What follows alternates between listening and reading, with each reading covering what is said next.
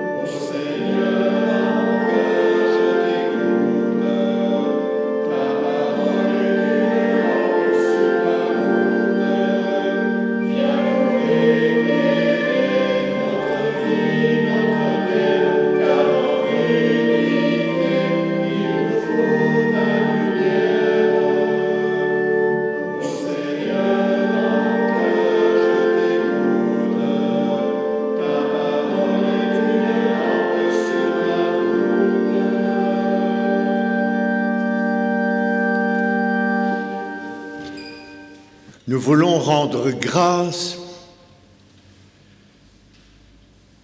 avec le psalmiste au psaume 98e. Chantez, faites de la musique, jouez, dansez pour le Seigneur. Chantez un chant nouveau qui vous vienne tout à coup, ou chantez quelque chose que vous connaissez bien. Chantez ce que vous voulez, mais chantez, car le Seigneur fait des merveilles, des grandes et des petites. Il fait de grandes merveilles. L'enfant qui grandit, l'homme qui se développe, le rythme des saisons, la régularité des astres. Il fait de petites merveilles, l'heureux hasard d'une bonne rencontre, la guérison d'une maladie, la préservation d'un malheur. Dieu crée tout pour nous, le salut. Il se réalise par l'amour de ses envoyés. Il l'accomplit pour les tâches qu'il confie à nous, à notre tour. Nous sommes ses mains pour l'action. Nous sommes ses pieds pour aller vers les hommes. Chantez pour le Seigneur. Chantez un chant nouveau qui vous vienne tout à coup. Ou chantez quelque chose que vous connaissez bien. Chantez ce que vous voulez, mais chantez. Et nous chantons à notre tour, avec le psalmiste en suivant le psaume 81, les strophes 1, 2 et 4 à la page 96 de notre cantique « Alléluia ».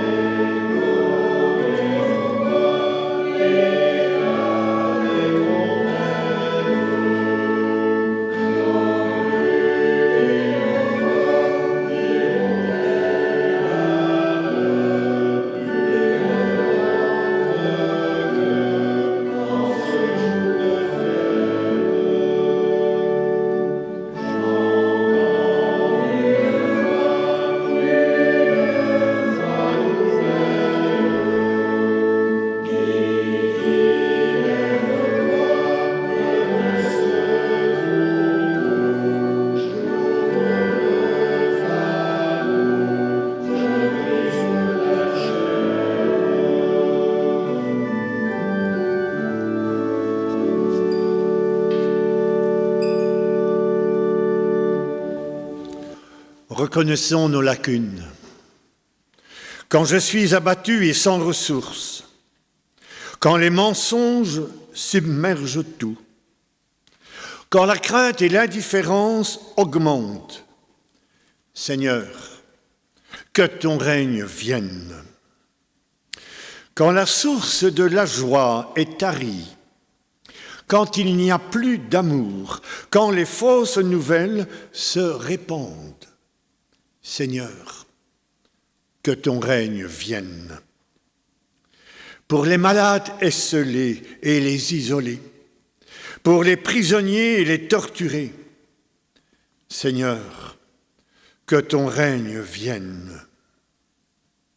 Dans nos églises, dans nos prières et dans nos chants, Seigneur, que ton règne vienne. Dans nos cœurs, dans nos mains et dans nos yeux, Seigneur, que ton règne vienne. Dans le tourbillon de nos échecs et nos abandons, Seigneur, aie pitié de nous.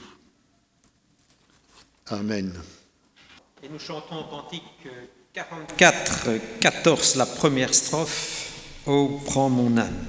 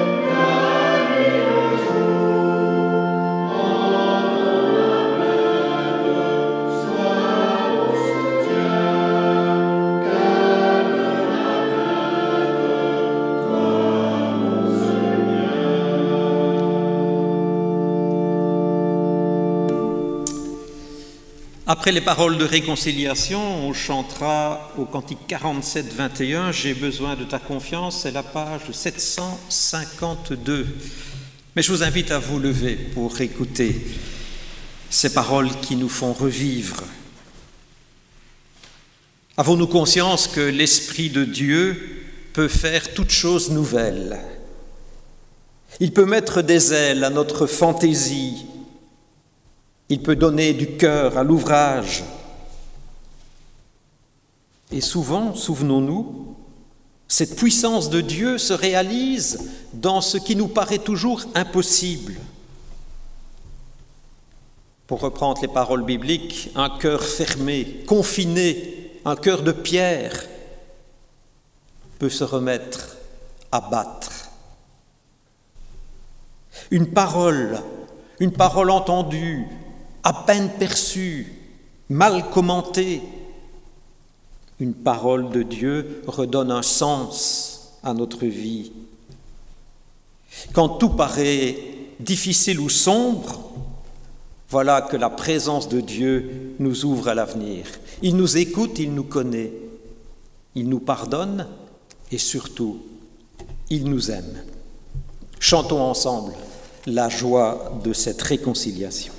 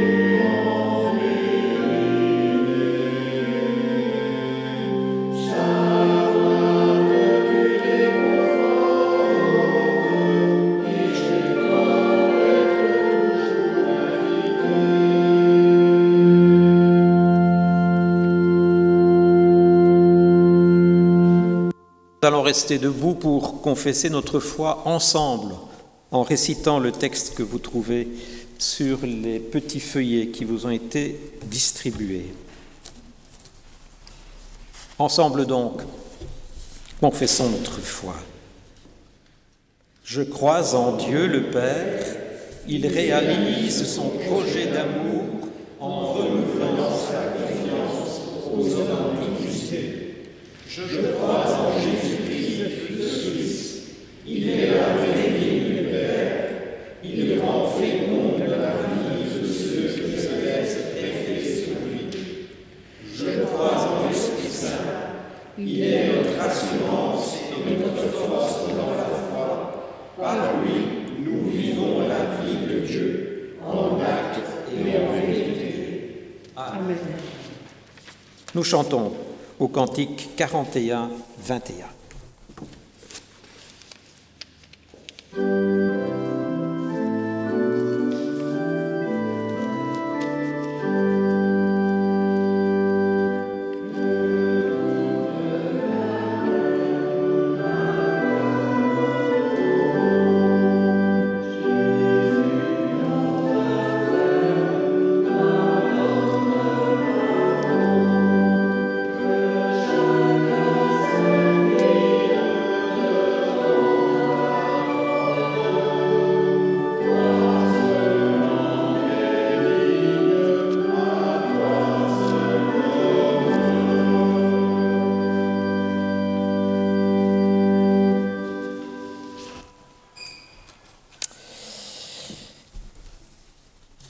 Nous allons recevoir ce matin les 3 textes du jour et je fais une exception à mon habitude qui désormais consiste à commenter les 3 textes en 3 mini-prédications. Je vous expliquerai pourquoi, parce que le texte du livre des Actes de ce matin me semble extraordinaire. Avant cela, nous allons donc poser nos neurones pour nous rendre attentifs aux 3 lectures. On chantera encore comme un souffle fragile à la page 264, mais je vous invite à un très court moment de recueillement.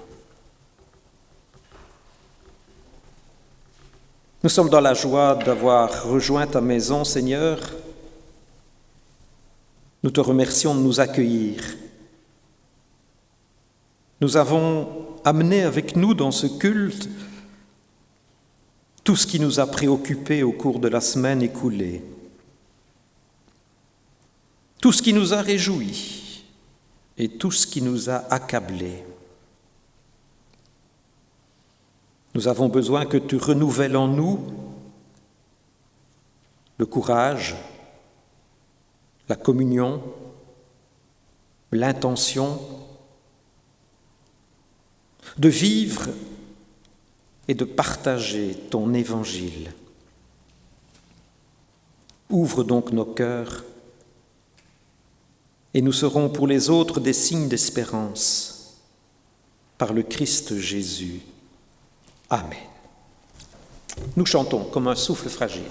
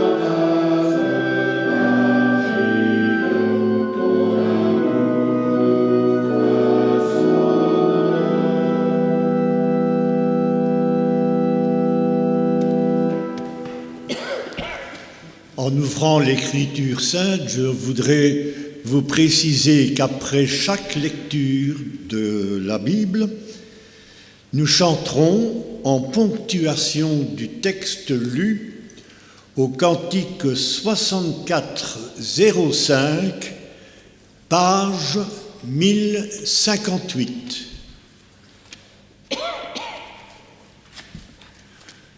Nous lisons premièrement dans la première épître selon Jean, au chapitre 3, les versets 18 à 24. Mes enfants, n'aimons pas seulement en parole avec de beaux discours, mais faisons preuve d'un véritable amour qui se manifeste par les actes. Voilà comment nous saurons que nous appartenons à la vérité. Voilà comment notre cœur pourra se sentir rassuré devant Dieu. En effet, même si notre cœur nous condamne, nous savons que Dieu est plus grand que notre cœur et qu'il connaît tout. Et si, mes chers amis, notre cœur ne nous condamne pas, nous pouvons regarder à Dieu avec assurance. Nous recevons de lui tout ce que nous lui demandons parce que nous obéissons à ses commandements et faisons ce qui lui plaît. Voici ce qu'il nous commande, c'est que nous croyions au nom de son Fils Jésus-Christ et que nous nous aimions les uns les autres comme Christ nous l'a ordonné. Celui qui obéit au commandement de Dieu demeure uni à Dieu et Dieu est présent en lui. Voici comment nous savons que Dieu demeure en nous. C'est grâce à l'Esprit Saint qu'il nous a donné.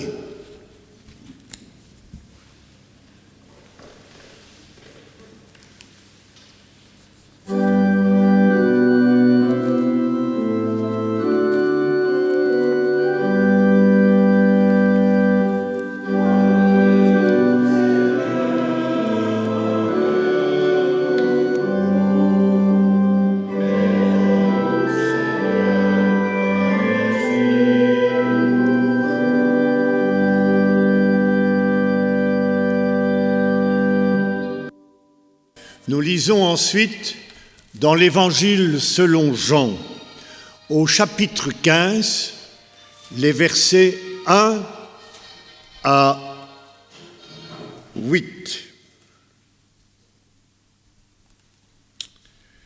Je suis la vraie vigne et mon Père est le vigneron. Il enlève tout rameau qui, uni à moi, ne porte pas de fruits, mais il taille. Il purifie chaque rameau qui porte des fruits pour qu'il en porte encore plus. L'enseignement que je vous ai donné vous a déjà rendu pur. Demeurez unis à moi comme je suis uni à vous.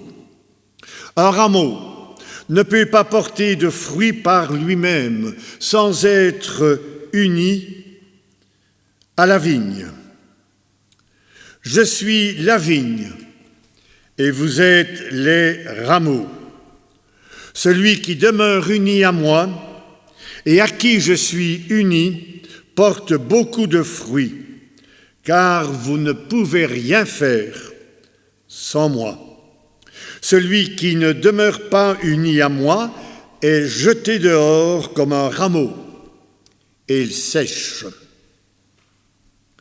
Les rameaux secs, on les ramasse et on les jette au feu pour qu'ils brûlent.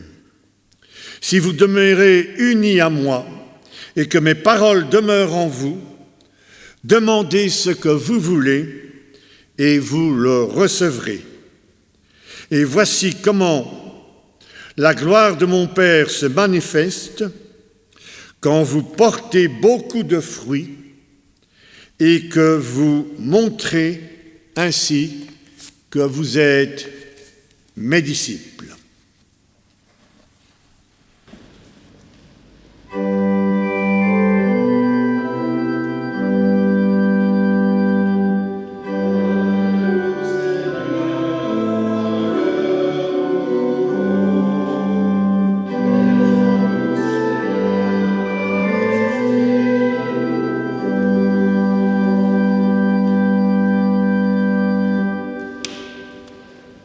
Nous lirons maintenant dans Actes chapitre 9, les versets 26 à 31. Lorsqu'il se rendit à Jérusalem, Saül tâcha de se joindre aux disciples. Mais tous le craignaient, ne croyant pas qu'il soit un disciple. Alors Barnabas, l'ayant pris avec lui, le conduisit vers les apôtres et leur conta comment, sur le chemin, Saül avait vu le Seigneur, qui lui avait parlé, et comment, à Damas, il avait prêché franchement au nom de Jésus. Il allait et venait avec eux dans Jérusalem et s'exprimait en toute assurance au nom du Seigneur. Il parlait aussi et discutait avec les hellénistes, mais ceux-ci cherchaient à lui ôter la vie. Les frères, l'ayant su, l'emmenèrent à Césarée et le firent partir pour Tarse. L'Église était en paix dans toute la Judée, la Galilée et la Samarie, s'édifiant et marchant dans la crainte du Seigneur, et elle s'accroissait par l'assistance du Saint-Esprit.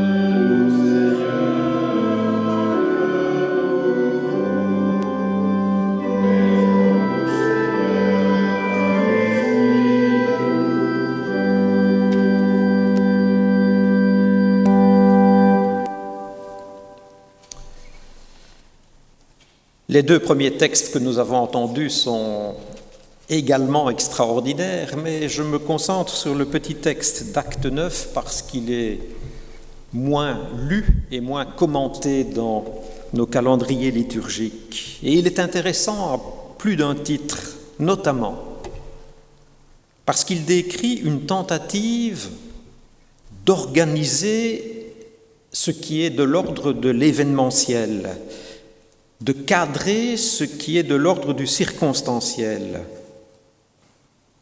Le livre des Actes, nous le savons, c'est un recueil de textes où l'on voit peu à peu une organisation que l'on va appeler après l'Église, une organisation qui commence à poindre alors que la foi naissante révolutionne la religion de Jésus, la religion des apôtres, la religion juive. Et alors que cette foi naissante révolutionne la vie en société, mettant en péril même la tranquillité de l'Empire. Et cette force de contestation, de renouveau, elle doit maintenant, peu à peu, trouver ses marques, ses repères, une structure et une forme dans ce qui sera l'Église. Pas facile pour les apôtres de construire l'avenir, car ils se réclament de Jésus, le Seigneur, qui n'a rien écrit, qui n'a laissé aucun testament et qui parlait très peu de l'avenir en termes d'institution. Et ces apôtres vont essayer de puiser leur réflexion, leur force, leur stratégie dans les actions et les paroles que Jésus a prononcées et a mises en œuvre et qui sont relatées par ses amis.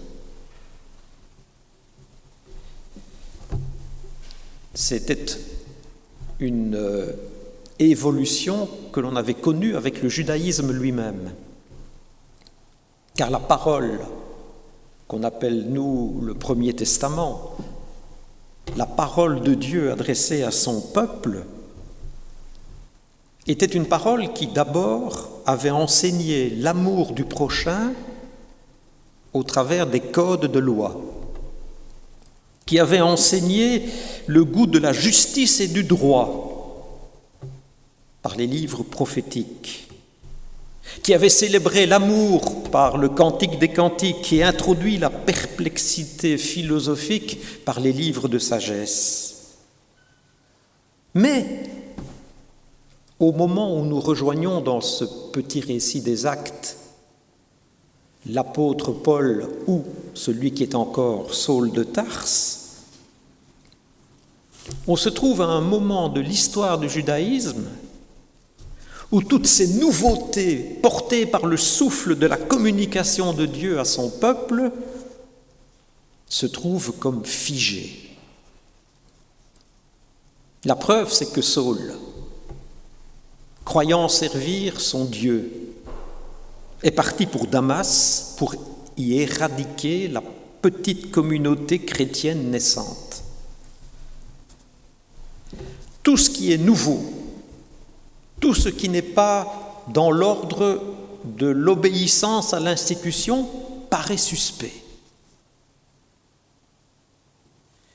Et Saul sera arrêté non par les gardes de l'Empire, non par les chefs religieux du judaïsme, mais il sera arrêté par une vision de ce Christ Jésus lui-même dont il nie la véracité. Et voilà que Saul arrive à présent à Jérusalem. Et il essaye de se joindre aux disciples. Le terme grec dit plus littéralement, il essaye de coller aux disciples. Car tous avaient peur de lui, ne croyaient pas que lui était devenu disciple, précise Luc. C'est pourquoi il essaye, sans y arriver. Et nous avons une vision de ce Saul qui ne peut plus être reçu par les autorités juives parce qu'il est un traître. Nous avons ce Saul qui va commencer à avoir des ennuis avec l'autorité militaire ou judiciaire parce qu'il est fiché S comme un émeutier. Et nous avons maintenant ce Saul qui essaye de coller à ceux qui se revendiquent comme lui de l'évangile de Jésus, qui est le Messie, le Christ, et il est considéré par eux comme un imposteur, un espion, une taupe. Ce texte, il est admirable parce qu'il nous rappelle la sagesse des temps. Il faut du temps pour que les fleurs de la liberté viennent vraiment à éclore. Dans chacune de nos vies, si on veut être vrai dans notre analyse, nous savons qu'il nous faut marcher et marcher encore pour y voir plus clair. Et ce que Luc résume d'ailleurs dans ce livre des Actes en quelques versets, Paul en parle dans la lettre qu'il enverra aux chrétiens de Galatie, l'épître aux Galates. Paul en parle en ces mots. Loin de recourir au conseil humain ou de monter à Jérusalem auprès de ceux qui étaient apôtres avant moi, je suis parti pour l'Arabie avant de revenir à Damas. 3 ans après, je suis monté à Jérusalem pour faire la connaissance de Pierre et je suis resté 15 jours auprès de lui. Lorsque Paul arrive à Jérusalem, en fait, il y a déjà au moins 3 ans qui se sont passés entre son expérience du chemin de Damas et ce qu'il essaye de faire aujourd'hui, collé au groupe des apôtres. Mais Luc, dans son récit, nous dit le rôle important joué par un relatif inconnu, Barnabas. On le connaît très peu, on sait qu'il est originaire de Chypre, on sait qu'il a vendu une partie de ses biens pour en faire don à la communauté de Jérusalem et venir vivre avec les apôtres. Et aujourd'hui, voilà qu'il va jouer un rôle capital parce qu'il est l'intermédiaire entre Pierre, Jacques, les apôtres en général, et Paul. Il prend Paul avec lui, traduit-on souvent. L'original grec est plus cru. Il mit la main sur lui. C'est que nous connaissons tous l'apôtre Paul. Il n'attendait pas gentiment dans le vestibule de l'église de Jérusalem, attendant une convocation qui ne venait jamais. Luc nous dit, il parlait avec assurance dans les synagogues. Et 2 fois dans ce petit texte, Luc nous dit, il n'arrêtait pas d'évangéliser. Et Barnabas va donc presque le saisir au vol. Il va presque l'imposer au groupe des apôtres. Eux, ils étaient dans la peur. Paul était dans l'assurance. Eux, ils étaient dans le confinement. Paul, il était dans l'évangélisation bruyante. Et puis peut-être que le texte ne le dit pas, mais on peut y penser. Les apôtres, ils étaient quand même un peu frustrés, jaloux. C'est à cela qu'ils étaient appelés par le Christ Jésus. Aller dans le monde entier, porter la parole. Et eux, ils avaient peur, étaient confinés, alors que Paul, lui, leur pique leur job, leur mission, leur ministère. Au point que le nouvel apôtre s'attire l'animosité des Juifs d'origine grecque. Il cherche à le mettre à mort. Et c'est pourquoi les frères, les apôtres, font descendre Paul vers Césarée et le renvoient à Tars. Tars, c'est la ville d'origine de Paul, Saul de Tars. C'est donc une façon un peu gentille de dire que les apôtres le renvoient d'où il vient. Et le texte, non sans humour, continue en disant, après le départ de Paul, après son échec, l'Église jouissait d'une période de paix, elle s'édifiait et se multipliait.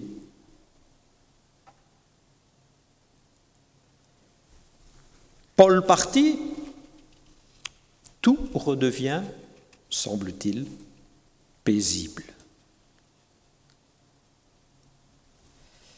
Barnabas, quant à lui, on le retrouvera un peu plus tard dans le livre des Actes, il servira à nouveau de médiateur, et à nouveau entre Paul et un de ses compagnons. C'est de Marc dont il est question dans Acte 15. Ceci nous dit que la vie de l'Église n'est pas un long fleuve tranquille et que le livre des Actes témoigne des joies, des succès, mais aussi de la difficulté à donner une forme à ce jaillissement de vie que représente le message de l'Évangile. Ça me fait penser à l'expérience d'un artiste. Il a une idée, il a une inspiration, mais il n'arrive pas à trouver le chemin de sa réalisation, que ce soit par le trait, la couleur, les notes, les mots. L'Église a besoin de structure, d'organisation, mais l'Église aura toujours besoin aussi d'inspiration et de fulgurance. Elle a besoin de tranquillité, mais elle a besoin aussi de se plonger dans les risques du partage du message de l'Évangile. Elle a, par-dessus tout, et cela nous rapproche des 2 premiers textes que nous avons entendus tout à l'heure, elle a par-dessus tout besoin de faire tenir cela ensemble, sans oublier sa raison d'être, rendre crédible l'évangile du Christ. Porter du fruit à sa gloire. Et je crois que le ministère de Barnabas, dans ce petit texte des Actes, en est une parfaite illustration. Nous avons besoin d'hommes et de femmes de son intelligence pour transformer la méfiance du grand apôtre Pierre, la transformer en un accueil simple et joyeux. On a besoin de lui pour transformer l'inconscience de Paul en une évangélisation apaisée, tranquille. On a besoin de gens comme lui pour changer l'hésitation en audace, l'individualisme en collaboration. Bref, à l'image de tout le livre des Actes, dans les bons et les moins bons moments, dans les rencontres faciles ou plus difficiles, de transformer un club de croyants en la véritable Église de Jésus-Christ. Je termine. Ce texte, il est, à mon sens, très simple, très juste, très vrai. Il n'enjolive pas les choses. Il nous invite à nous réjouir et aussi à accepter de ne pas tout comprendre ou tout maîtriser, en évitant de projeter nos sentiments ou nos préjugés dans la vision de la vie, de l'organisation, du développement de l'Église. Et la phrase peut-être la plus importante, c'est la dernière. Luc note: la communauté s'édifiait, on traduit souvent par la consolation du Saint-Esprit. Et le mot grec que l'on traduit par consolation, c'est paraklésis, un terme qu'on connaît, le paraclet, qui signifie tout autant l'exhortation, l'encouragement, l'excitation. C'est une autre façon pour Luc de nous dire que finalement ce qui compte, c'est que via ce que nous sommes amenés à faire, à dire, à manifester, ce sera bien l'Esprit Saint qui, in fine, mettra la main sur les apôtres, mettra la main sur Paul mettra la main sur nous pour bénir, pour engager, pour encourager, pour diriger. Oui, vraiment, ce récit du livre des Actes, c'est l'histoire de ce serviteur humble et qui ne fait que passer dans l'un ou l'autre texte et qui permet à l'Esprit Saint, finalement, de se saisir des apôtres et de Paul comme il veut se saisir de nous pour construire une Église ouverte, libre et courageuse. Amen.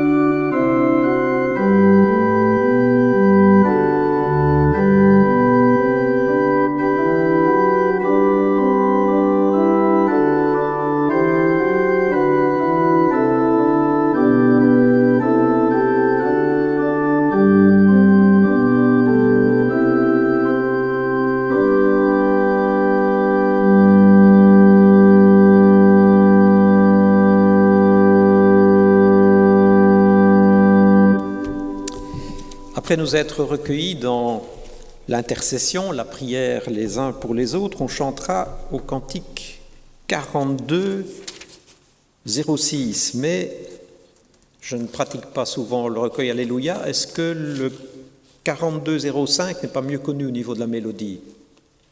Donc, nous allons changer. Et on chantera à la page 626, le 42, 05, les strophes 1 et 3, tout cela après la prière d'intercession.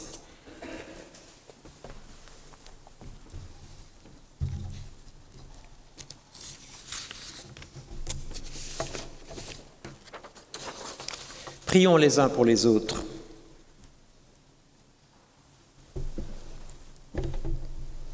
Seigneur, c'est pour nous un encouragement de savoir que des gens qui traversaient des situations effrayantes ont tenu ferme, parce qu'ils savaient pouvoir compter sur toi. Parce qu'en ce qui nous concerne, notre foi est souvent faible et notre courage petit, si bien que nous préférons éviter les obstacles et nous contenter d'une fausse paix. Seigneur, merci de nous encourager à prendre un nouveau départ avec toi et à regarder la réalité en face.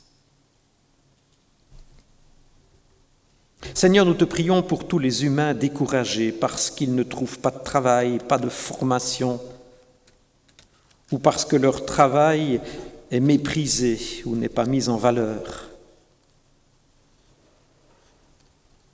Donne-nous de nous approcher de chacun en manifestant de la compréhension, de l'encouragement, du soutien. Nous te prions pour les familles qui passent par le deuil ou qui connaissent le déracinement, l'exil, la solitude. Pour elles aussi, permets-nous d'être instruments de réconfort et d'affermissement.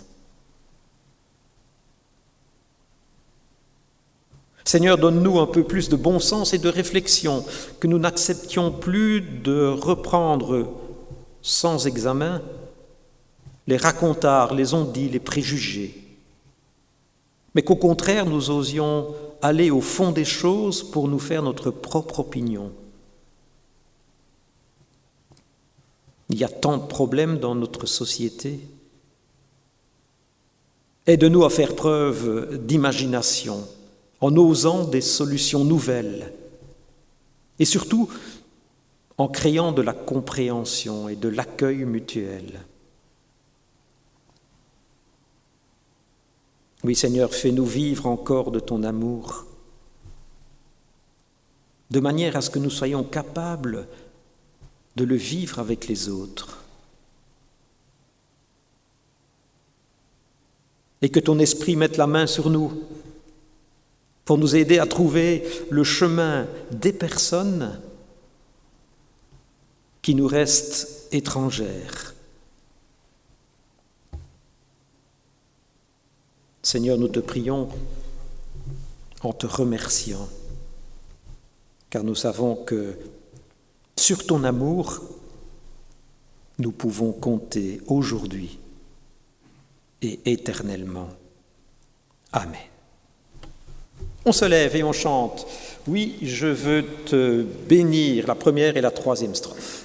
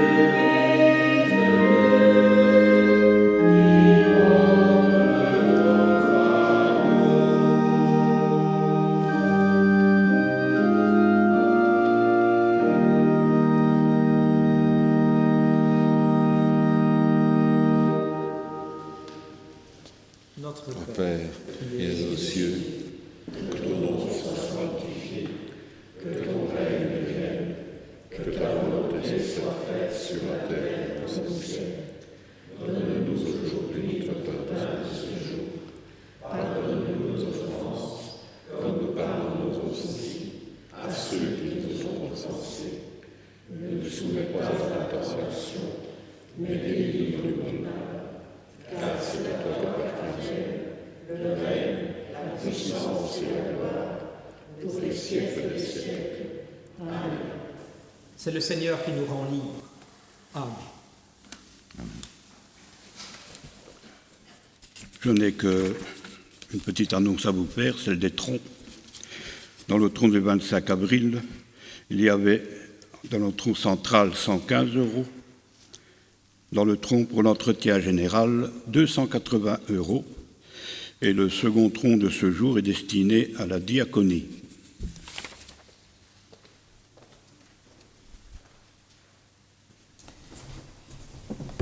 J'étais très heureux de partager ce culte avec vous. C'est toujours très agréable de vous retrouver. Et Marianne vous salue bien aussi. Elle n'a pas manifesté l'intention de venir ce matin pour des questions tout à fait personnelles, mais elle est de tout cœur avec nous tous en ces moments. On terminera par la bénédiction et puis on restera un moment dans le silence pendant la musique finale. après avoir chanté au cantique 34, 18, c'est la fin de la période de Pâques pour nous. À toi la gloire, la première strophe. On se lève pour recevoir de Dieu la bénédiction. Au creux de nos vies, le Seigneur dépose l'espérance.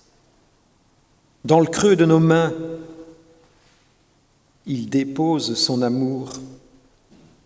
Au fond de nos yeux, il dépose sa lumière. Et dans le fond de nos cœurs, qu'il dépose sa paix. Amen.